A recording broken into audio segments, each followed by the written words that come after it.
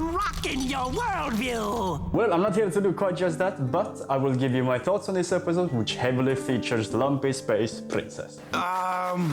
No, I don't really want to do it. I agree, Jake. I don't really want to do it either, but even if I personally don't like Lumpy Space Princess, she is an important character in the series. So let's just get on with it. So, Trouble in Lumpy Space, like many other cartoons, starts out with something completely irrelevant to the main plot. This time, it's a tea party. Ah, shit, that's... Princess, this tea party sucks in a big way. But thanks for the invite. Oh really, Finn? You looked a bit too happy to find it so sucking before. You're floating, not bouncing. Fine, I'll prove it. Huh? Oh no! Oh snap! Am I the only one that finds this scene kind of weird? Lumpy Space Princess starts out by saying that she's gonna prove that she can bounce no problem without her floating powers. But when she actually does turn them off, she looks surprised. All her powers kinda like voice activated, always watching, listening. Natural conversation. Natural conversation. Natural conversation. Natural conversation. Natural conversation. Natural conversation. I would like to be a part of this if you No, I don't really want to do it. This is new. Nothing ominous though, just a bump. Nothing ominous, Jake. What kind of bumps do you usually get when you get hurt? No, but seriously, I'd like to know. I'm really concerned. Nah, that's no bump. It's the early stage of the lumps. What? You think I'm gonna turn all lumpy like her? Get out of here. What? I'll suck the lumpiness out of you. Hey now! This really goes to show that Finn's adolescent mind immediately goes to punching his problems away. But that also means that he won't ever see a need for evolving or growing up from this point forward. Where is it? Harlow's that frog and mushroom.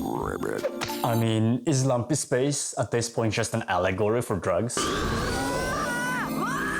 I'll take that as a yes.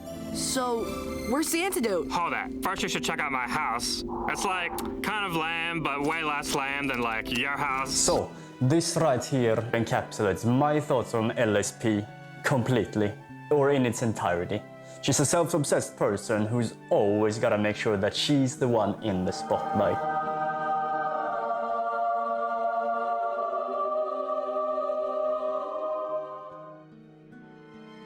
Upon rewatching this, I've realized one thing.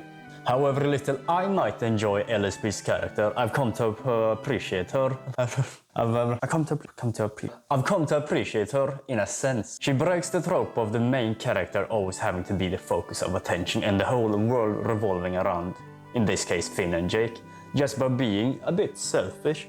She puts that center of attention to herself, making the whole world of Ooh feel more alive because of it. Dad, I'm trying to help them, so don't lump and yell at me! What did I say? What did you just say? Jesus!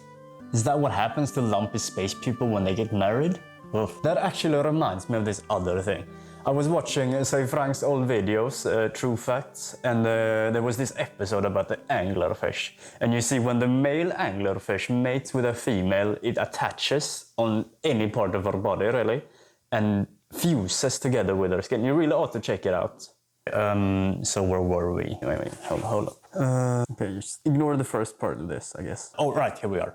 I'll bury you beneath the nicest, most shadiest tree. Whoa. I'm saying that if I go totally lumpy, then I want you to get used to Lumpy Jake. Alright, so some context. When you become lumpy, you not only get the lumps, you also turn a little bit. Oh yeah, right behind ya. Just gotta turn my back on this guy. Okay, so Finn obviously doesn't want to put down his best friend. I mean, who does that? But he's willing to, and that's the important part. At the same time, I don't think Jake entirely knows what's gonna happen with his mind once he turns. So, I get it, Finn. I mean, if my friend started acting out like that, I wouldn't see another way. So, oh my god, you would not believe the day I've had, right? So, I met with this guy, Brad, and I only went out with him because he was driving a Jaguar, but... You think I want to make out with you? Well, maybe I do, but... I'm not sure what to make of this, really. Bang. Do those smooth heads give you the orb already or what? Wait! Just give him the antidote already and stop being such a poser. Sorry, kid. We changed our minds. And now Jake's gonna be Lumpy forever! This is all your fault! I mean, he's right though, isn't he? I know I mess things up sometimes, but I'm really trying. And you're supposed to be my friend, not like the fake ones I have here. So do what you want. I'm going to prom coming. Alright, so Finn lashes out at LSP. And I think it's important that we take a look back at what happened He here. got mad, and now Jake's gonna be Lumpy forever! This is all your fault! I was just trying to help, but whatever. And you're supposed to be my friend, not like the fake ones I have here. I'm going to prom coming. So by lashing back at Finn, LSP, with fake tears in her eyes, invalidates Finn's justified reaction. And then when she further runs away, thus ending the conversation, Finn has no choice. Hey. It's just a kid show. You do know that, right? You don't know it like I do. You wouldn't understand. This guy never turns his back on me. Oh, yeah. Right behind ya. Just gotta turn my back on this guy.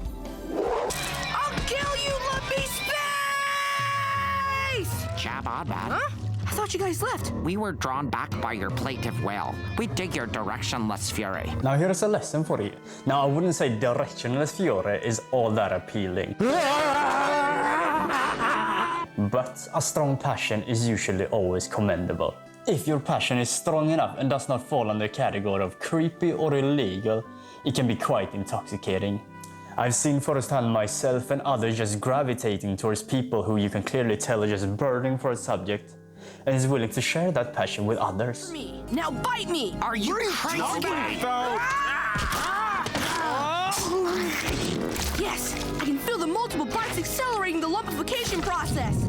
I'm starting to float. So, Finn's plan here is to turn Lumpy and float down with his newfound powers to a lower level in the Lumpy Space Kingdom to rescue Jake.